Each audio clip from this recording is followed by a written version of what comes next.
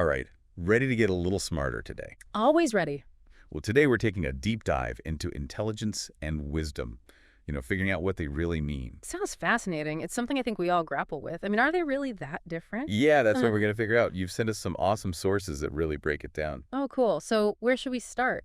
Well, how about with the basics? I mean, how do these sources actually define intelligence and wisdom? Okay, so they describe intelligence as like the processing power of your brain, Yeah. how fast you learn, how you understand tricky ideas, and how you can apply knowledge to solve problems or even like invent something totally new. So is that raw mental horsepower, like how much brain power you've got? Exactly. And wisdom, well, it's less about what you know and more about how you use it. Okay, I see. These sources say it's about using your experience, your insight, and good judgment to make decisions. Decisions that lead to a fulfilling life. Oh, so it's not just about being a brainiac. It's about using those smarts to actually make good things happen. Right. For yourself and, well, everyone else too. That's where it gets really interesting. And speaking of interesting, Yeah. your sources are packed with analogies to explain the difference, like tons of them. Analogies are awesome. I was really struck by how they use analogies to show what can go wrong with intelligence if you don't have wisdom. Yeah, let's jump into a few. One that really stood out to me was sharp sword versus guiding light. Ooh, I like that one. What do you think it means? Well, intelligence can be a powerful tool, just like a sword, right? Right. But without wisdom, it can be misused, kind of like you could end up hurting someone without even meaning to. So it's like having all this brain power, but lacking that moral compass to steer it in the right direction. Precisely. You could do some serious damage without even realizing it. It's scary to think about. You know what it makes me think of? What? Nuclear weapons. Mm-hmm. Brilliant scientists figuring out atomic energy, that's incredible intelligence, right? Oh, for sure. But without the wisdom to think about the long-term consequences. Oh, yeah. That's a perfect example. Such a powerful discovery. But it could destroy the whole world. Chilling, right. Yeah. Okay, another analogy that I loved was the high-performance car versus skilled driver. Oh, yeah, that's a good one. What were your thoughts on that? Well, it's like having a Ferrari but not knowing how to drive. Haha. You might have all that power under the hood, but... You're gonna crash. Right. So the sources are saying intelligence is like that powerful engine, Mm-hmm. but wisdom is the skilled driver who knows how to, navigate all the crazy twists and turns in life. Precisely. Avoiding those pitfalls, making good decisions, that's the wisdom. So even if you're super smart, like solving crazy equations or writing amazing code. You could still make terrible life choices. Exactly. And mess up your relationships, your career, even your own happiness. Ouch. Exactly. And here's the thing the sources really emphasize. Intelligence can be the starting point for wisdom, but it's not a guarantee. So, you need that basic brain power to build on. Exactly. They're saying wisdom grows from intelligence, but it takes experience, thinking about your experiences, and really understanding human nature to get there. It's not automatic. No, it's more like you need the raw materials of knowledge, but then you got to craft them into something meaningful. I like that. Okay. So you could be intelligent, but not wise. Can you give me, an example of what that might look like? Okay, imagine a brilliant scientist. Okay. They make some groundbreaking discovery. Yeah, exciting. But they don't stop to think about the ethics, the consequences. Ooh. Their invention, meant to help people, could actually hurt them or be used for something bad. Yikes. Like a classic sci-fi movie plot. The brilliant scientist who accidentally unleashes a monster. Exactly. It really drives home the point that intelligence alone, well, it's not enough. You need that ethical backbone, that understanding of people to guide your actions.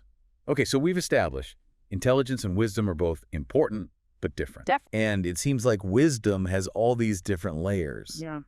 Ethics, understanding how things are connected. It's more than just book smarts, that's for sure. But the big question is, how do we get wiser? Are we born with it, or can we, learn it? That's the million-dollar question. And luckily, Yeah. the sources say it's something you can develop throughout your whole life. Phew. What a relief. You're not stuck with whatever level you have now. It's like a muscle you can train.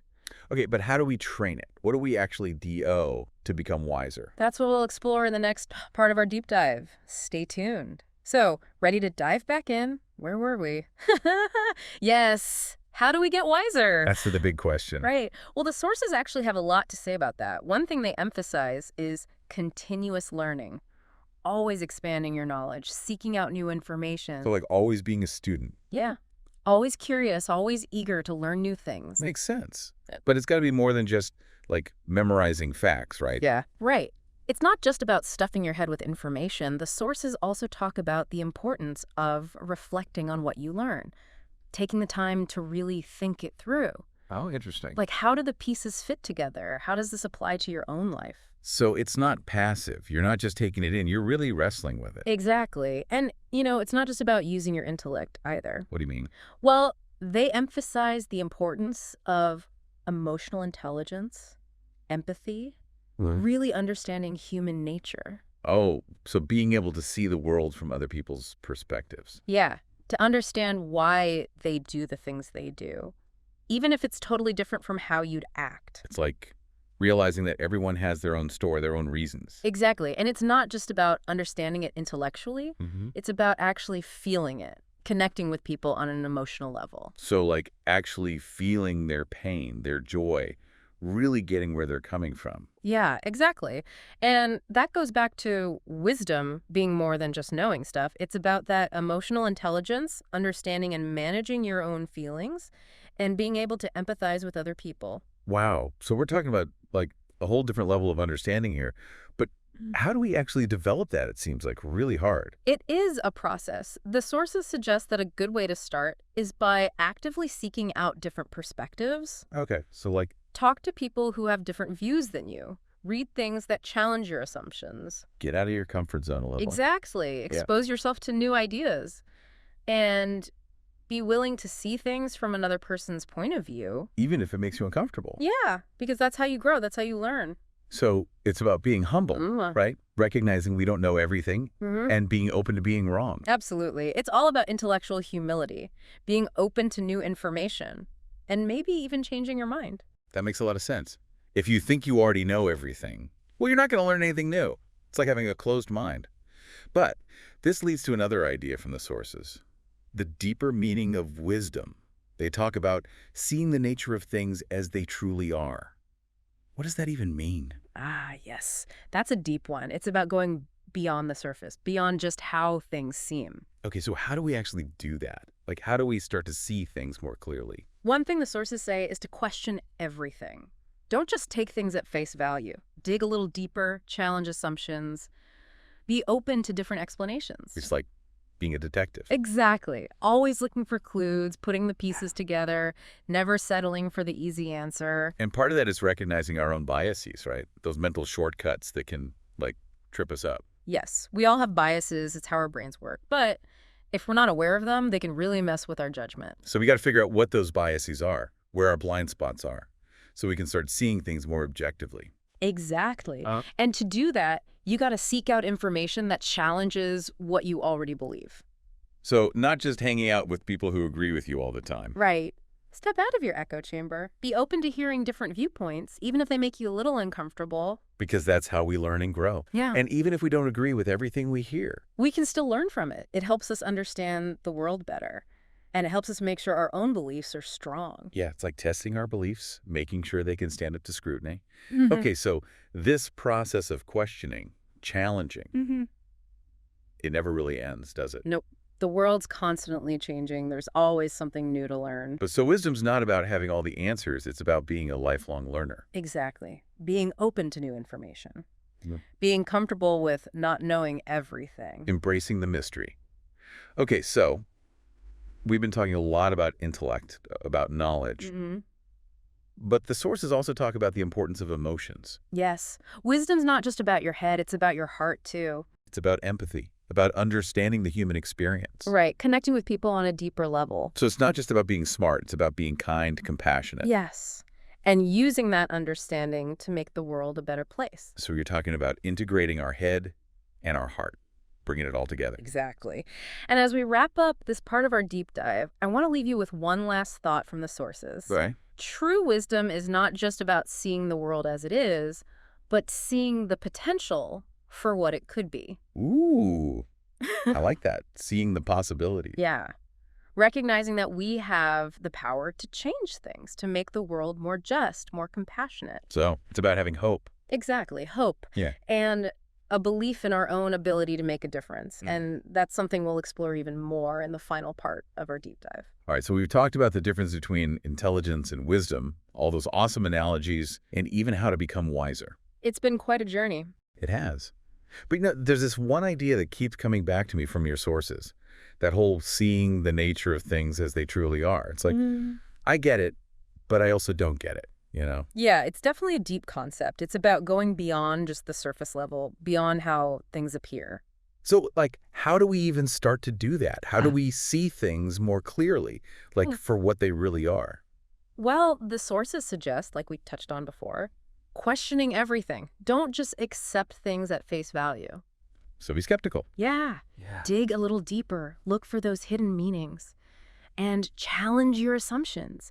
Be open to other perspectives. Like, don't just hang out with people who agree with you all the time. Exactly. Get out of that echo chamber. Expose yourself to different viewpoints, even if they make you a little uncomfortable. Because that discomfort can be a good thing. Wow. It can. It means you're growing. You're expanding your understanding.